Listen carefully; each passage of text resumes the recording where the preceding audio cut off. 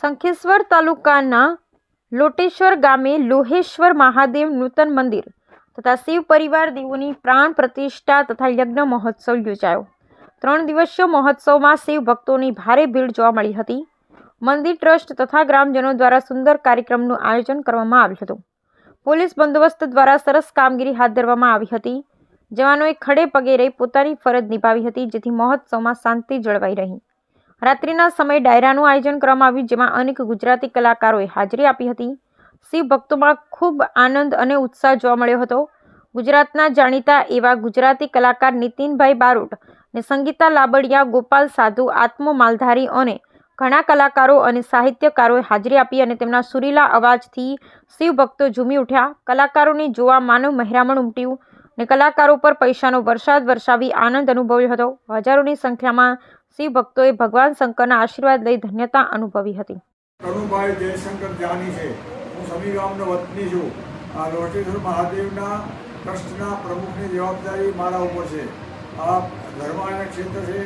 પાંડવો કાલીન આ શિવની સ્થાપના થયેલી છે।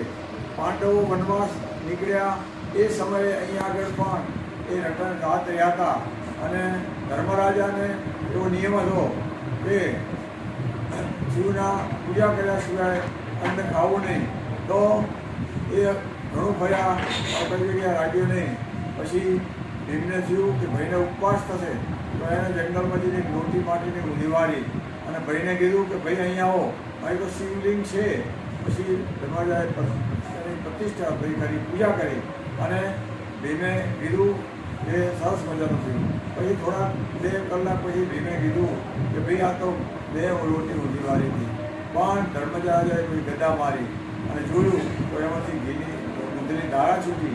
તો આ જૂનું એક પૌરાણિક છે, એને અમે નૂતન કરી રહ્યા છીએ અને અત્યારે ફેબ્રુઆરીની 17, 18, 19 ફેબ્રુઆરી મહાવદ 5મ, 6મ ને 7મ આ 3 દિવસનો કાર્યક્રમ રાખેલો છે। આ કાર્યક્રમમાં અત્યારે સંતવાણી પણ ચાલે છે। 20,000 લોકો આજે આવેલા છે। રોજ 10-15 હજાર લોકો આવે છે અને આ રીતે છે। આ મંદિર ઉપર બધા લોકોને આસ્થા બહુ છે। અહીંયા આગળ ઉત્તાની દેવી છે, જે ધાવણ ના છૂટતું હોય, ધાવણની માતા અહીંયા આગળ છે, એ પણ બહેનોની પણ ખૂબ શ્રદ્ધા છે।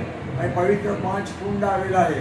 એ કુંડમાં કોઈને કંઈક હોય તકલીફ તો કુંડમાં ના એને મહાદેવના દર્શન કરે તો એનું મહાદેવજી ભોળાનાથ દુઃખ દૂર કરે છે, એવી લોકોને શ્રદ્ધા છે। ફાગણ મહિનામાં 5 દિવસનો મેળો ભરાય છે। મોદી સમાજનો અહીં કરવટું છે બાબરી ઉતારવાનું અને બધા લોકો 5 દિવસ અહીંયા આગળ રહે છે।